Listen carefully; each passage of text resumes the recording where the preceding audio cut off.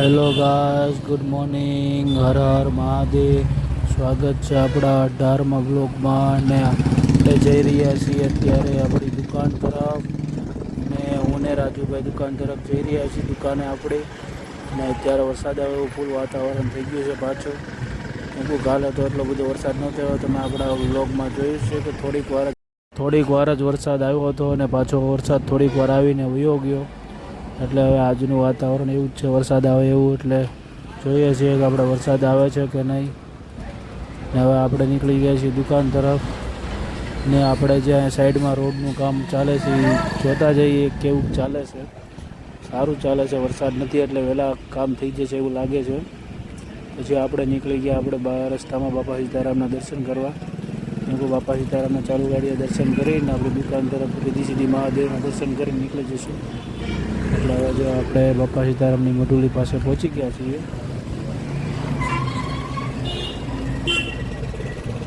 દર્શન કરી નીકળી ગયા તો ટ્રેન ફાટક બંધ હતી, ટ્રેન આવી ગઈ એટલે ટ્રેનને પણ જોતા ગયા. ટ્રેન જોઈ લો આપણી સાવરકુંડલાની. પછી આપણે સેન્ટ્રલ પોઈન્ટે આપણે નાના બસ સ્ટેન્ડે પહોંચી ગયા છીએ. હવે નાના બસ સ્ટેન્ડેથી તરત આપણે રિદ્ધિ સિદ્ધિ મહાદેવના દર્શન કરીને દુકાને પહોંચી જવાનું છે. તો ચાલો આપણે નાના બસ સ્ટેન્ડનો નજારો જોઈને હવે આપણે રિદ્ધિ સિદ્ધિ મહાદેવના દર્શન કરી લીધા. પછી આપણા સાવરકુંડલામાં જો આ ગાડી આવી હતી ડેકોરેશન માટે કનુભાઈ માળી પાસે, જો આ સાઈડમાં ગાડી હતી. હવે આપણે દુકાને પહોંચી ગયા છીએ. હવે દુકાનનું શટર ખોલી નાખ્યું છે અને આપણે આજે જવાનું છે ખાંભા અને નાગેશ્રી તરફ. એટલે આપણો ખાંભા લગ્નનો વ્લોગ તો આવી જશે, પણ નાગેશ્રીનો શાયદ કાલે વ્લોગ આવશે. એટલે આપણા વ્લોગમાં જરૂરથી જોડાઈ રહેજો. ખાંભાનો નજારો તમને બતાવીશ. ત્યાંનો ફેમસ ખોડિયાર શ્રી ખોડિયાર જે ફાસ્ટફૂડ છે એ પણ બતાવીશ તમને. જેને ચાલો તો હવે આપણે સાફ સફાઈ કરી નાખીએ. અજયભાઈની બધા આગળ અજયભાઈ શટરને એવું ખોલે છે એટલે સાફ સફાઈને એવું કરી નાખીએ. પછી પાછો આપણો બ્લોગ આગળ કન્ટિન્યુ કરીએ. તો સાફ સફાઈને એવું થઈ ગયું છે. રોહિતભાઈ ને વિવેકભાઈ ને અજયભાઈને બધા આવી ગયા છે દુકાને આપણી. ને હવે આપણે સાફ સફાઈ કરીને હવે બિલ્ડિંગનું કામ પતાવી દઈએ. પછી આપણે ખાંભા નીકળવાનું છે.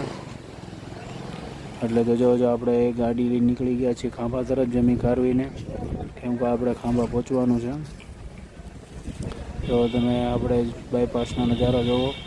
અહીંયા તમને અમૃત સરોવરનો રસ્તો અને આપણે આકાશી મેળીવાનો પણ રસ્તો તમને બતાવીશ. તો ચાલો આપણે નીકળી ગયા છીએ.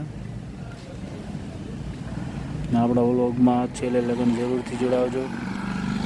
જો આપણે બાયપાસેથી નીકળી ગયા છીએ ઓન ધ વે. આપણી બ્રડમેન લઈને જવાનું છે આજે તો.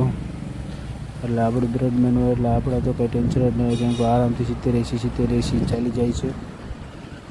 જો આ અમૃત સરોવરની બાજુમાં જે નદી છે એનો નજારો જુઓ તમે. વરસાદના હિસાબે ફૂલ ભરેલી છે. આ અમૃત સરોવરનો રસ્તો છે. આ સામું અમૃત સરોવર છે ને આ સામું અમૃત સરોવરની બાજુમાં આકાશી મેરડીમાંનો રસ્તો છે. જો આ બોર્ડ મારેલું છે એ સામું આકાશી મેરડીમાં છે. તો આ સામું આકાશી મેરડીમાંનું મંદિર છે. ને આ આપણો મોવા રોડ છે. આ આપણો મોવા રોડ છે. આ આપણો જેસર રોડ બાજુ જવાનો રસ્તો જેમ કે અમરેલી બાયપાસ. હવે હાલો આપણે નીકળી જઈએ. આપણે નીકળી ગયા છીએ. ખાંભા રોડનો નજારો બતાવી દઈએ તમને ને ખાંભા પહોંચી જઈએ. આપણે ખાંભા રોડે રામજી મંદિર જે છે એના દર્શન તમને કરાવી દઈએ.